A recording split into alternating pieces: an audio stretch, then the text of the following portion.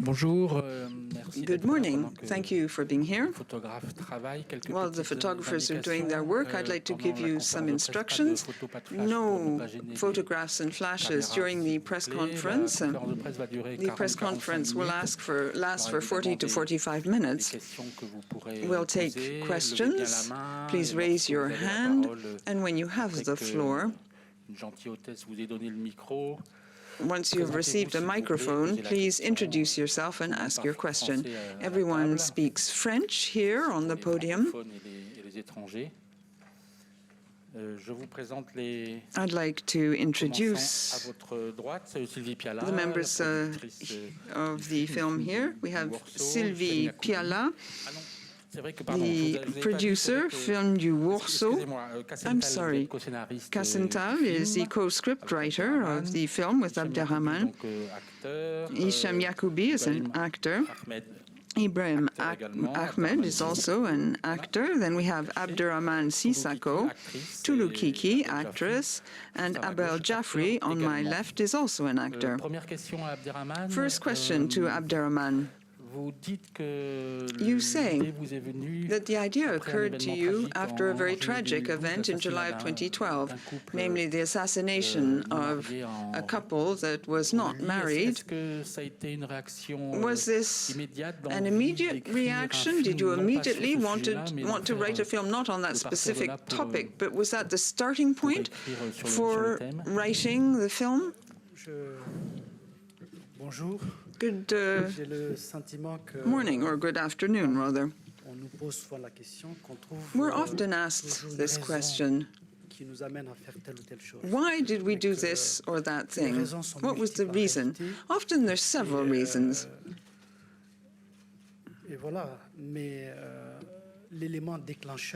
The triggering fact for me, of course, was the lapidation of this couple in a tiny little village in the north of Mali.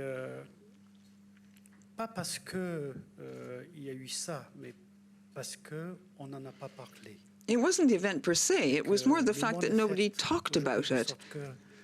The world is such today that when a new mobile phone comes onto the market, the whole of the press talks about it.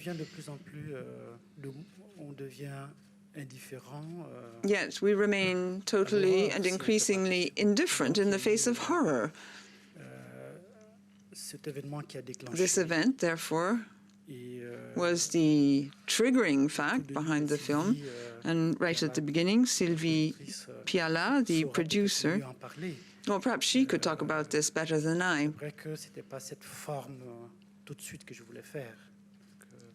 I didn't intend to make the film in the way it turned out initially. I started out with the idea of making a documentary. Then I gave up on this idea and made the film you saw.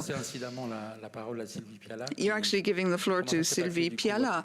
How did things work? How did you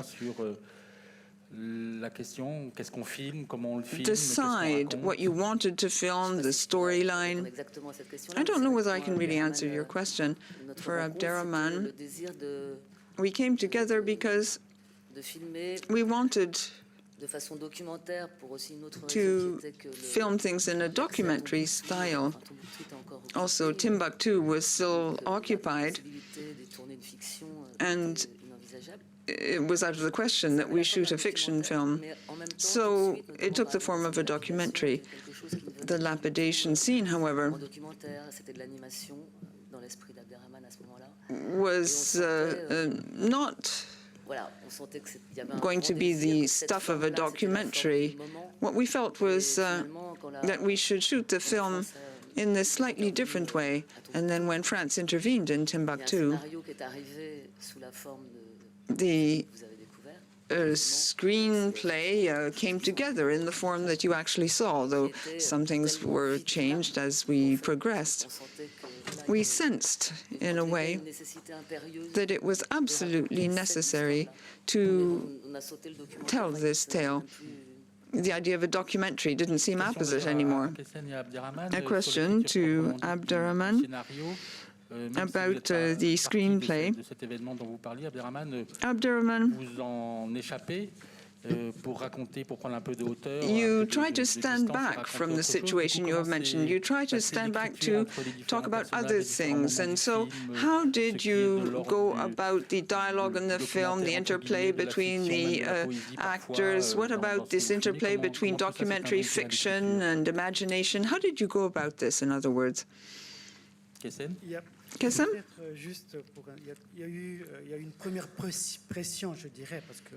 There was some pressure. Of course, to make a film, it has to be financed. And to get the financing, you need to have a screenplay. So we quickly wrote up the screenplay. I wanted to tell people what was happening there, inform people. I didn't write things like for a fiction film. We immediately started to work with the various members of the crew. I am not a professional screenwriter, so what I wanted to do was to try and structure these ideas so that everything would be ready on time for the official request for financing. Abderrahman always organizes things in great detail, so it was actually very easy to use what he'd already written, what he'd already talked about. All I needed to do was structure it in such a way that it would look like a screenplay. Abderrahman, you probably spoke to the actors about the film. I'm not sure everyone's seen the film, in fact, but how did Abderrahman talk to you about the film? What were your impressions during the shooting of the film? What were your impressions of the screenplay? What do you think of the actual work on the film per se? Who'd like to start? Bonjour tout le monde. Good morning. Abel Jaffry. My name is Abel Jaffry. Tout d'abord, c'était rencontre avec Abderrahman. First of all, I had this wonderful meeting with Abderrahman. He showed me the screenplay, and he said that there was the part of Abdelkrim. When I read through the screenplay, I thought it was a wonderful storyline. It's so important to talk about a very sensitive issue. Also, another of the issues addressed in the film is love. And the role of Abdelkrim is a wonderful one for an actor. What kind of words does Abderrahman use when he talks about the part? Well, we talked about the role, the character, and also how we were going to approach things. We met a lot, we had lengthy discussions about the character. But he gives one tremendous freedom in one's work. One of his strengths is that he gives great confidence to the actors and enables them to work in an optimal way. He manages to ensure that the actors depict the characters, yet allow for a certain ambiguity. What about you? What's your feeling? Well, I'm not really accustomed to acting. It's my very first part. I'm not actually a professional actress. But Abderrahman placed his trust in me and gave me this absolutely magnificent part to play. What did you say? Yes, no? Did you hesitate? Did you address certain matters in particular? Well, I wondered whether it would be possible. As I'm not really a fully fledged actress, I'm actually a singer by profession, and it's not easy to suddenly turn into an actress. It's something that I'd never actually tried to do, but he placed his trust in me, and I said yes, because it's a wonderful part to play. And I thank him very much for trusting me in this manner. Ibrahim, this is your first time playing a part in a film. You're a musician. Is that right? Comment ça s'est passé? Même question. I'd like to ask you the same question. What was it like being part of the film? In Africa, there's something absolutely wonderful. Everything is focused on the family. And the film is the tale of a family, in a sense. And we were like a family. He never coached me, taught me how to play the part. I often went to see him, and I would say, okay, tomorrow I'm playing this or that scene. How do you view it? And we'd talk matters over, and he'd give me some general advice. He'd talk about his view of things. And then I was quite free to do my work as an actor. It was a wonderful experience. It was my first role. And I thought to myself, well, if that's what the cinema is all about, I'd like to continue. I really enjoyed working with him. We all worked together as a large family, and it was very moving. It was very pleasant indeed. It was a wonderful and an easy experience. Well, I hope you'll have another wonderful role in the future. Hichem, you are a professional actor. How did things work out with Abderrahmane? Well, in fact, I've known Abderrahmane for a long, long time. We live in the same street. In fact, we see each other quite often. And it was just by chance that we met together with a common friend, Moïse, and we were talking, and we stayed over for dinner, and I started to talk to him about part of my life as a dancer. Things were a little bit chaotic in my life at the time, and at one point he stopped me. He said, Hichem, he said, well, I've known you for a long time. I've never offered you anything, but I'd like you to play this part. I've written a film, and I wrote this part for you. And then he started to talk to me about the screenplay. And that's how things worked. And he said, well, you're going to tell your life, tell people your life in that film. You're going to be a jihadist. And that's how we started this work. And he said, are you prepared to go off to the desert for a month and a half so that we can write this part together? And I said, well, yes, of course, I agree 100%. It was quite an adventure, and this is how we worked together. We did everything on the spot. And we took a whole evening to talk together. He talked to me in greater detail about the screenplay and my part, and I gave thought to the matter. And then he did something which made me go crazy. He said, well, in the film, there'll be a dancer who's going to dance, and maybe you'll take one or two dance steps, but it's she, the woman, who's going to dance. My career is that of a dancer. I have danced for over 10 years, and I suddenly had to improvise a dance which lasts 3 times 20 minutes. I was totally exhausted at the time. I was no longer fit for dancing, so to speak. I was no longer in practice. The next morning, I was so stiff, and I had to dance as best I could because I was in a dreadful state. It's like cycling. You never forget how to dance. It's a bit like cycling. Yes, but when you haven't danced for 10 or 15 years and then you suddenly dance intensely, it's you end up being very stiff and sore. You can sense this, but it's not been totally explained. Abderrahmane took us all off on a wonderful adventure. Very late on, we found the location for shooting, even the country, and at one point we were in Nouakchott, 2, 3, 10, 14 people, and then off we went. It was quite an expedition to get there. And then we took over the location, the city where the film was shot. People opened their doors, welcomed us, and that's how things worked.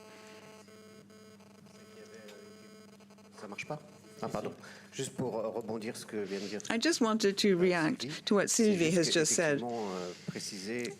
I'd like to say that Walata is a wonderful town. That's the place we were. And also, we lived together with the people, the children in Walata, who played an important part vis-à-vis the crew. The children participated. People in the town accompanied us, supported us. All these people were present through the film that we made with Abderrahmane. We organized soccer matches with the kids. We picked up plastic bags with the village inhabitants, and everyone participated tremendously, the children, the parents in Walata, everybody. Hugues Daillet, Belgian television. I have a question for Abderrahmane Sissako. You briefly talked about the tragic dimension of your film. One of the interesting surprises is that sometimes things are tragic but comical at the same time. And you sort of make fun of the jihadists in some scenes which are like sketches. In other words, what I'm trying to say is there's a very funny dimension. And I wondered how this tone, this mockery had gotten into the screenplay, and why did you make this choice? Je pense que l'être humain n'est pas seulement une chose. Human beings don't comprise just one dimension. It's not all or nothing. Everybody is complex. You have both good and evil. And I think it's important to realize that a jihadist is a human being who, at a given point in time in his life, has opted for a given choice. What you need to do is to make these people at least appear human. They are fragile.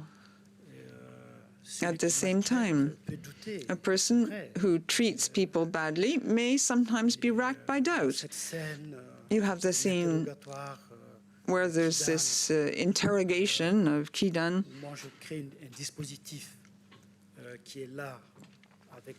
I provide ideas to the actors. I explain how I view things. We have a Tuareg translator. The head of the jihadist speaks in Arabic.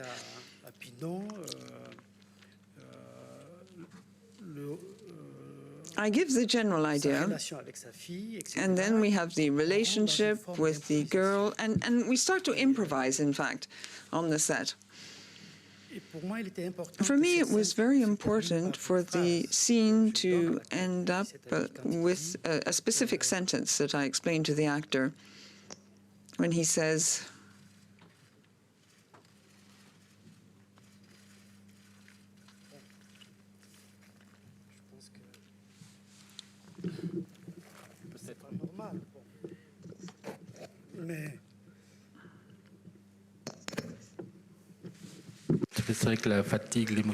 I think it's the fatigue and the emotion that has overwhelmed him.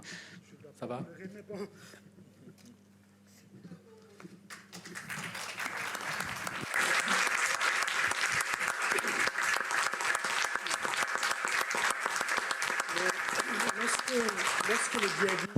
When the jihadist says what he says about the little girl, it really hurts him. And so there is something human about him after all. That's what I've tried to show.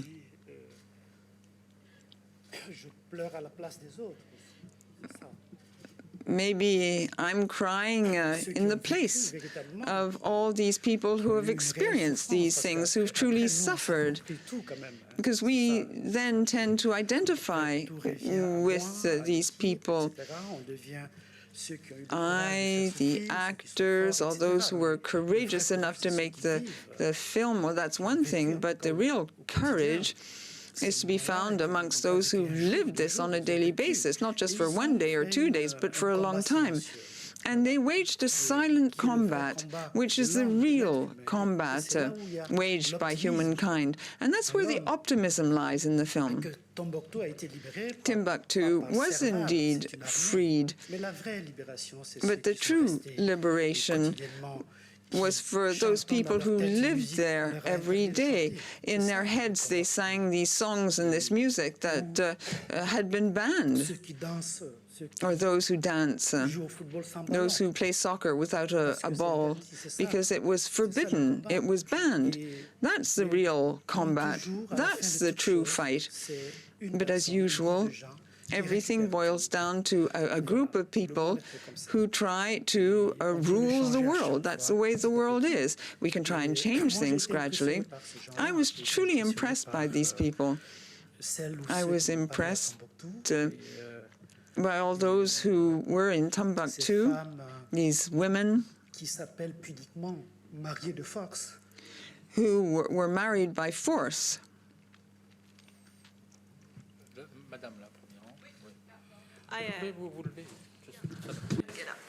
Hi. I'm going to ask a question in English since I don't speak French. My name is Michael. I'm from Denmark. I write for a magazine called Udvikling, and I would like to talk about the screenplay, how you develop the characters in the movies. Because you have the characters who are victims in the movies, the guy who plays football, the girl who are forcibly married, and the guy who plays the guitar and so on. And they're all so innocent, and that is why it's so cruel to see how harsh they're being punished. But the interesting thing is that the main character, whom we identify with most because we know him the best, actually do something wrong. He kills a man. So why did you choose this juxtaposition and the ambivalence in his character?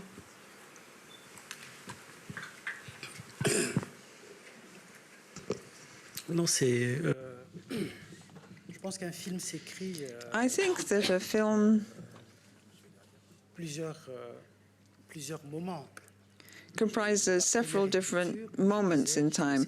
You have the initial screenplay, for example, then you have a second sort of a screenplay. For example, when I went to Timbuktu and I actually met the people who had experienced this firsthand, and I listened to what they had to say. And then you have the actual shooting of the film. The real story of Kidan, the Tuareg who killed a fisherman. Well, for me, this is where actual art comes into play. I needed to turn this into a sort of an accident. When you kill someone, there must have been some terrible trauma in that person's life. Perhaps when the person was a child, there's been some terrible trauma. And my idea was that we need to feel some kind of compassion. I didn't want the film to be a very conventional drama. Nobody has said that the cinema needs to be classical. We express our views. The cinema gives us all sorts of possibilities to express ourselves. We have sound, music, the images, and then all this is orchestrated and brought together, because what we're trying to do is to speak to the spectator.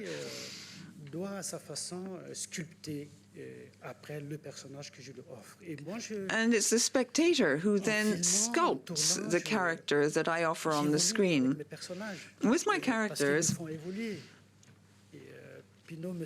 the film evolved because each of the actors puts something of him or herself into it.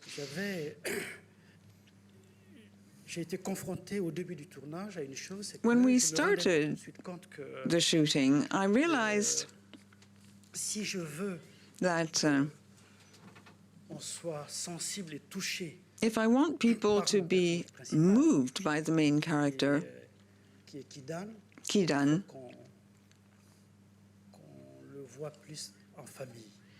we'll have to portray him with his family. we have to show that there is a couple there. And that was not actually written into the screenplay. It just took shape in the various scenes. And when I brought all these elements together and the people together, there, the characters, Toulouse and others, they all helped me to develop this depiction of this world, the couple, the family. He says something to Satima, his wife, at a given point. He says, "You already know what I haven't said." And for me, that sums up a whole culture. It's a beautiful way of saying I love you. And so when this is said, because they're together, because they sense that events are developing, that they're an important feature of the film, well, that's how we wrote things. In fact, that's how things evolved during the film. Karine Batt pour Huffington Post, USA. I have a question on the aesthetics in the film, which I found very powerful, and I was struck by your use of the images throughout the film. The light, the sun, and the faces were so beautiful. Why did you choose that style? What led you to choose that specific form of aesthetics? It's quite a contrast with the theme of the film. I was struck by the aesthetics and also by the violence, the horror in the film. They were two totally different things. And I have another question. That Haitian woman with that beautiful flowing robe was quite splendid. Could you talk about her and how she was depicted when she comes into the film?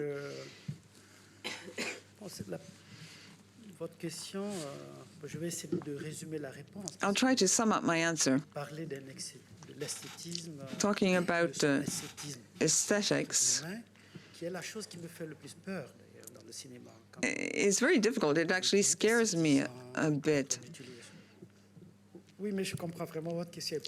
I understand that your question is not a form of criticism in any way, but this is something I'm actually quite scared about when I go about a film.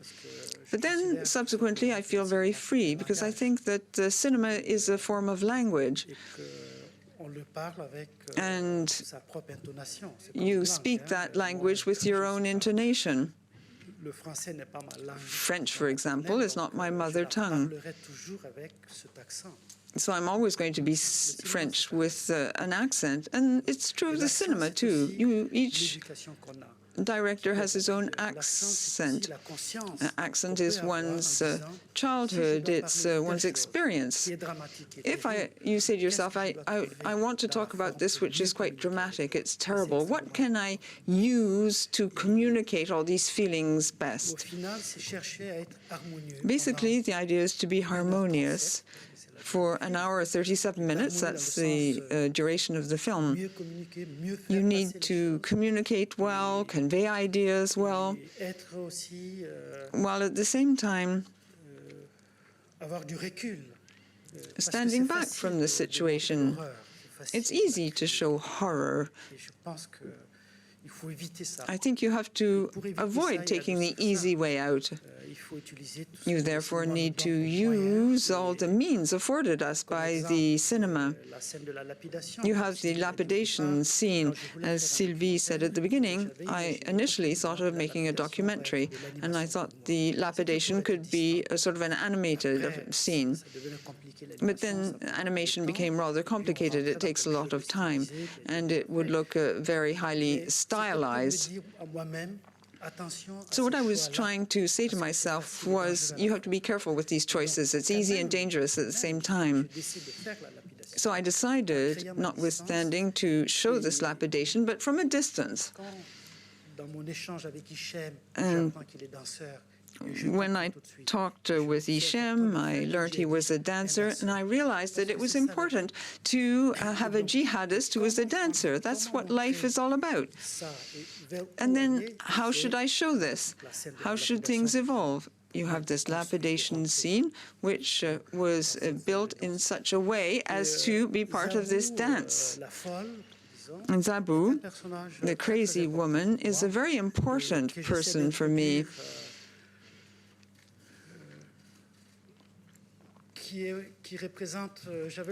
I had the feeling that maybe women are not sufficiently visible in the film. So I mixed a lot of things together. You can, in the cinema, mix all sorts of things together. When you use a symbol with a given intention, the symbol is rarely viewed in the way you think it will be. So Zabu is a great dancer. She's a very, very well-known dancer and choreographer. And introducing her in the tale means bringing in Haiti. Haiti, the earthquake, the catastrophe, the disaster. In each body, in each human being, there is a true earthquake. And that's what she represented as a woman. How did she end up in Timbuktu? It's not because there was an earthquake. She came far before that, Hashem said. But she talks about this. What I tried to do in this way was to show someone's fate, someone's destiny. Why, at a given point in our lives, are we in a given place? Like in Timbuktu, in these little narrow streets, my path crossed that of a totally crazy woman, but she was very beautiful, and she came from Burkina Faso. She'd been in Timbuktu for 10 years' time. And Zabu, for me, represented everything that's forbidden. Because she's crazy, she can smoke. Because she's crazy, she can walk around without a veil. Because she's crazy, she can sing. Because she's crazy, she can dance. So she represents something, because the film talks about things that are forbidden and banned. And even for the jihadists, they viewed her as a mad woman who could smoke. Excusez-moi, j'ai le micro juste. Oui, mais juste madame, pardon, elle avait juste demandé depuis vraiment le début. Après, je vous promets, je vous... A question in the front row first.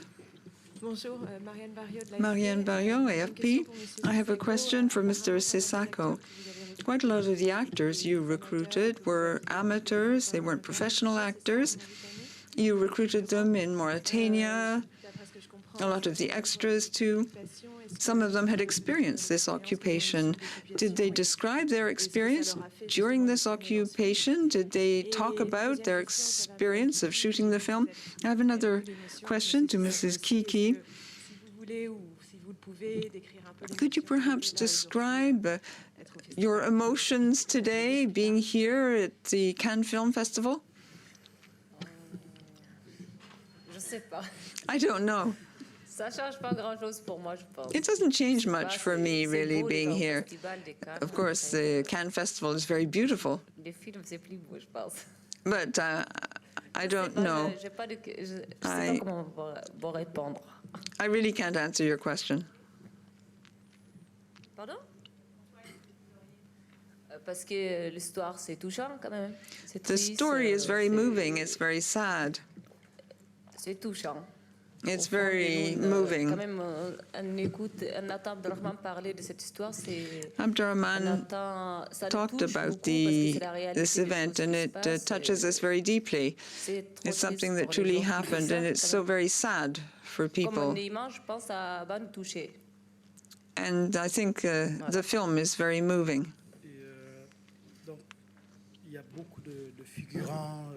There are a lot of extras who have come from Bamako. They came to Walata. Walata is in Mauritania. There are a lot of extras from Mali who talk their own mother tongue. A lot of them came from Mauritania. Leila, the little Toya, and Isan, the little shepherd boy, come from Bera. which is about 300 kilometers from Walata. You have to travel on a little track. And I went there to choose my actors. And I met this little girl who was 3 years old in the screenplay. And because I wanted to have a mother figure, and I hadn't chosen Toulouse at that time, I wanted a mother with a 3-year-old daughter. I thought it would be easier. But I didn't find these people. I didn't find a really compelling mother figure with a daughter. And when I was scouting out in that area, Leila was with us all the time. My Senegalese assistant said, well, Abdurrahman, we must hire this child, this little girl, because she really wants to be part of the film. That's how I write films, in fact. It's the desire of people that make a film. It's not the intelligence of just the director. It's the desires of all that come together. And I think it's not fair when everything focuses on just a single person. Of course, that is sometimes the case, but there are some extraordinary people who I sort of trap in a sense. A judge who isn't here was, in fact, a set manager. I brought 2 people in to play the part of the judge. They weren't right. And I then turned to a member of the crew and said, well, you're going to play this part. And he said, no, I don't have time to do that. But I think when you're on a set and when you make a film, we talked about directing actors. And I'd like to say that I'm not at all comfortable on a set. I don't feel at home. One is very much alone with these hundreds of people who are working on the film, and you have to give the impression that you know exactly what you're doing. Yotario Selani, who some of you may know, said one day, and I've already quoted this person once, he said that what's important for him is the silence when he is standing opposite the actors on a set. He said that what he really wants to do is to turn around and go back home. And because he can't, he holds his head in his 2 hands, and then there's total silence because everyone thinks that he's thinking hard. It's very important to create this impression, to ensure that other people trust you because they think you know. And that's how you can enable actors to go even further in their acting. I put actors on the spot, but what I feel like doing then is sort of escaping and letting them do what they think is best, and they therefore contribute themselves to the film. Just a few more questions. Bonjour, je serai bref. I'll be brief. Non, monsieur. Et après vous. Oui, comme il y a 2 micros, donc Olivier Barlet, Africulture. Olivier Barlet. Je voulais revenir avec sur ce moment du film. I wanted to talk about the time in the film when Kidam goes off and says to his wife, you know what I don't even voice. But just before that, he says, the humiliation has lasted just too long. It's not the humiliation vis-à-vis Amadou and the Islamists. Could you perhaps develop this idea? What humiliation are we really talking about? You're the one who mentioned it. The film truly belongs to the person who watches it. It's the spectator who shapes the film. I think when he talks about this humiliation that's lasted just too long, he's referring to these constraints, the fact that there's this permanent insecurity. Non, monsieur l'a dit. Thomas Adamson de l'API, l'agence américaine. Une question pour monsieur. I have a question for Mr. Sissako. You practically answered the question, but I would like to ask you for a very clear answer. Of course, it's a very powerful film, because it's based on real events, real fact. Could you tell us about the shooting and why you chose the location you did? You weren't able to shoot in Timbuktu in Mali. Could you tell us more about the shooting? Well, in a nutshell, I did some location scouting with my assistants. The idea was to shoot in Timbuktu. And on the 28th of September, there was a suicide attack in front of some barracks in Timbuktu. So there was a real risk. It would have been far too dangerous to take a crew to Timbuktu. We changed, therefore. And things went fast. All this happened in October. Yes, October 2013. And we had quickly to find an appropriate location. It was possible to shoot in Mauritania, thanks to the state, in fact. Thanks to the government. And that's something that people don't often say.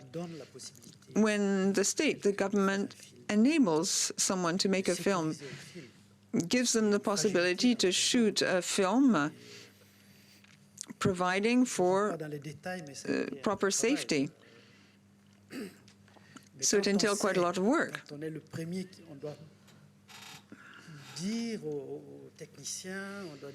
Of course, we had to say to the actors and the crew that everything was fine, that everything was safe, but things can never be 100% safe. You have to pretend, though. You have to pretend that everything is okay, everything is fine. That was the general climate. And there were many difficulties because the various places where we did the shooting are quite far apart.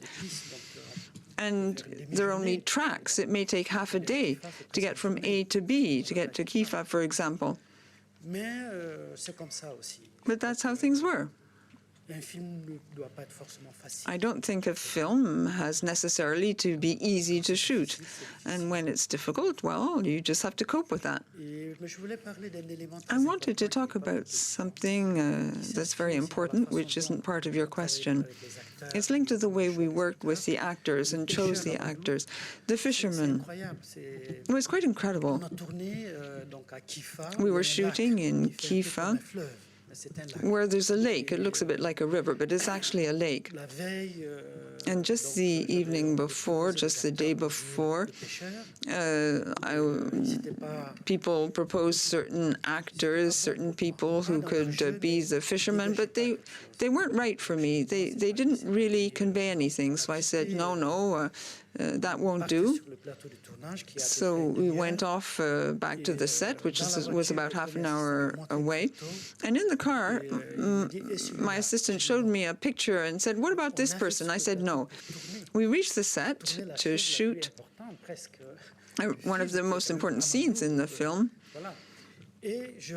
And I met Amadou, who is actually a fisherman there. He is a real fisherman who left Timbuktu and came to settle there. And when I told him about the film and the part, he said, I've understood exactly what it's all about. Just let me go about playing that part. It was astounding, incredibly. The very morning of the shooting, I happened upon that person who came from Timbuktu originally and who was a fisherman, moreover, in Timbuktu. And he left Timbuktu to come and settle there. And he wanted to play that part. And he was a stupendous actor. The cinema is magic, but the magic isn't within us as a director. The magic of the cinema resides in what the cinema offers you if you are trusting, if you are not setting things in concrete. You don't want to check the castings 3 months ahead of time. You have to be trusting, and other people, of course, have to trust you. Sylvie, in particular, she never doubted about the film. I said this earlier on, in fact. To leave Nouakchott and get to Oualata, it takes 2 days by track. And she traveled there 3 times. That's what a film is all about. When you really believe in a film from the outset, when everyone believes in the film from the outset, the actors, the whole crew, everybody, and also those who provide the money. Some people think that money is a bad thing, but you need money to make a film. You need people who are going to trust you. All this became possible thanks to trust, and that really helps the cinema when you trust people. That doesn't mean... Well, when you are trusting, you become fragile at the same time, and you have this fragility in the film. You can't make a film when you're not fragile, this kind of film in any event. One last question? Okay, bonjour, je m'appelle Mita Wiggins. My name is Mita Wiggins, ORTM Mali.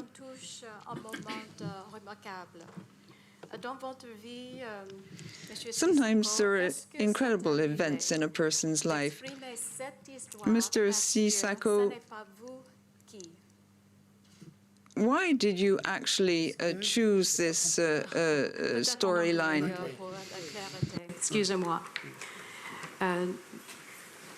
In a lifetime, certain people do touch remarkable moments. Has that moment arrived for you in producing this film and putting this important story on the screen? Because if you did not produce and provide this movie for audiences, who would have? Thank you. Oui. Bon, je pense que c'est plutôt un compliment. I think that's a compliment.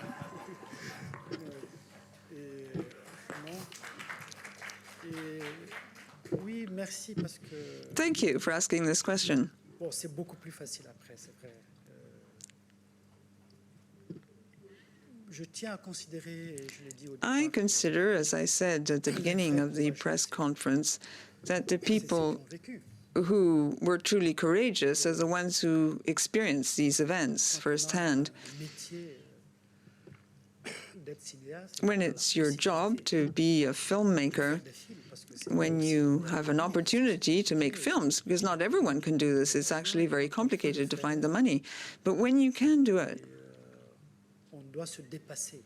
you have to spare no efforts. You have to go even beyond what you thought you were capable of doing and take risks, not physical risks, of course, but you have to be daring enough to take risks, to tell certain stories, even if you fail. If I hadn't done this, maybe someone else would do so. Perhaps not now, but later on. I belong to that world. I belong to the Sahel. I belong to Africa. So it behooves me to tell these stories.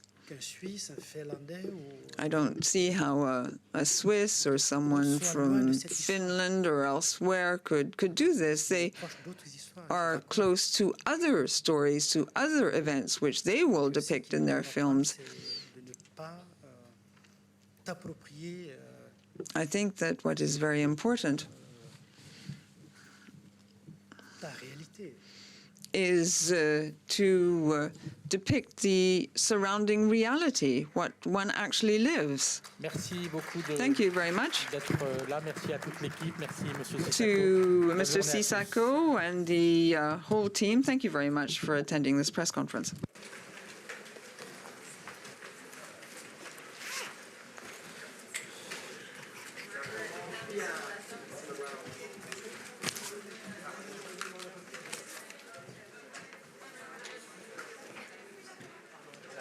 Merci à vous.